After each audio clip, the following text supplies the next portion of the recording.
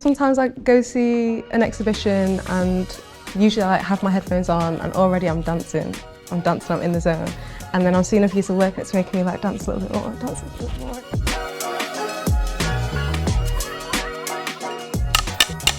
When I first heard about the Frieze Deutsche Curatorial Fellowship, I thought that is an idea for this particular time. It was the midst of the pandemic, but it was also in that moment after the George Floyd riots. And there was a kind of palpable sense that our sector, as wonderful as it is in Britain, it needed to change. And one of the few initiatives that was making real strides in relation to curatorial diversity was this Frieze Deutsche scheme. This is an opportunity to do something that I've tried throughout my career to deliver, which is in a mainstream institution to deliver both in programme but also in the profile of our staff, true diversity.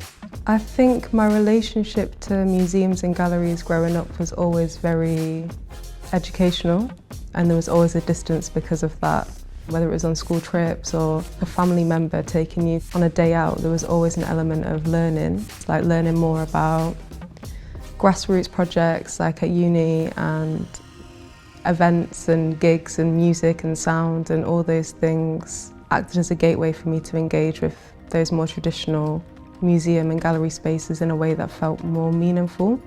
I was working front of house in ICA just down the road from here, and I saw the fellowship as like a real opportunity to kind of upskill and kind of flesh out those research interests and kind of learn, I guess, all the roles of like being like an interpreter and a researcher and a collaborator, but also importantly like a supporter. We chose an absolute diamond in Ben Selig. He's been fantastic as a member of the team, inventive, innovative, brought everything that we would have hoped. We've absolutely adored working with him. For me, part of what was interesting about curation was that it was people-centred. I think a lot of V&A East, the work that it's done has been deconstructing those notions of what public space means and whose public space it belongs to. If I can speak specifically to one project, it's probably on Robin Hood Gardens. The V&A acquired a fragment of this estate in 2017, and this is the largest object in the storehouse. The storehouse was built around this fragment of an estate, and so it is imposing when you walk in. People will ask questions and immediately see it. It's about centering residents' voices so that rather than us telling the story, it's coming from those who actually live there. I'm currently doing my fellowship at the Whitworth in Manchester. This role was sort of my reintroduction to the city. I think one of the roles as a fellow is soaking up information, and primarily my focus is on the ABC Wax Archive, which was donated to the Whitworth. It's like this really gorgeously rich textiles archive that has so much history, and my role is holding that archive a little bit and finding ways to encourage the stories that exist in that archive. And a lot of the items in it were produced for a West African market.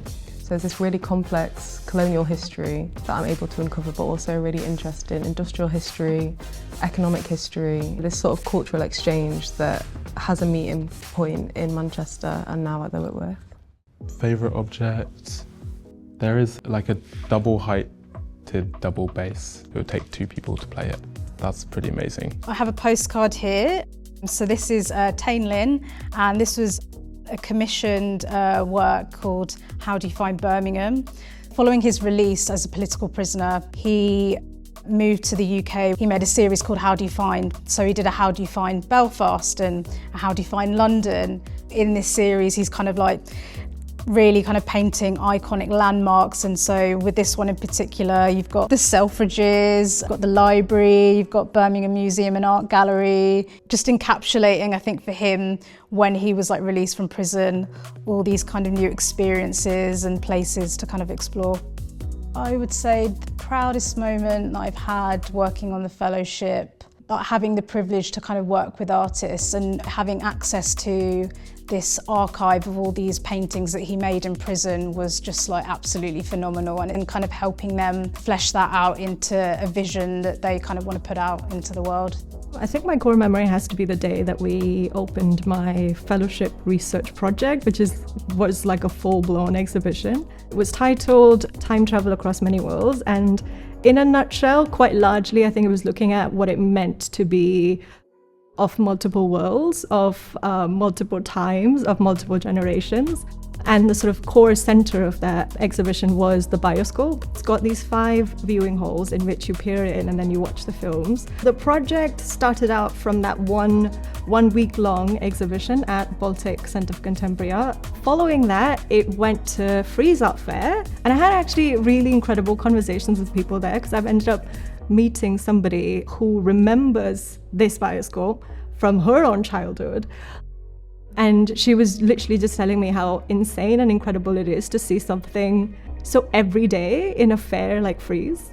I met the other curatorial fellows at Frieze London back in October. I'd not been to Frieze before at that point. It was insane in a really fun way. I felt like a magpie. There were so many different works that I wanted to see, and I think with art, everyone's making something in any kind of pocket of the world that they're from. This nation is so brilliant at creating innovation, but innovation without equity is not really something that we should be going for.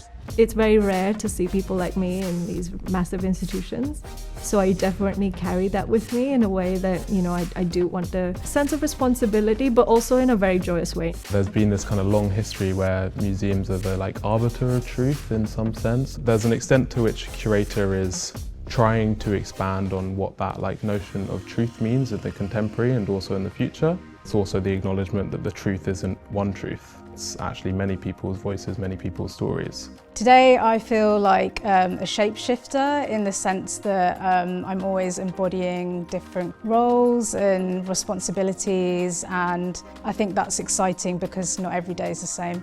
I think my journey and career is something that for the first time in a long time I feel confident about the direction.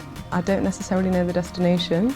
I hope that I'm living in ways that are aligning me with where I'm going to be. Every day, every project, every poem, every meeting feels like an anchor to whatever's next.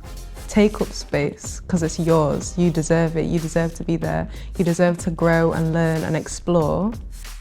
I look across all of those different Frieze Fellows. They are all so different, so full of energy, so full of talent. And if you want to feel optimistic about the future, have a look at those Frieze Fellows. I mean, they are the future that we could only hope for.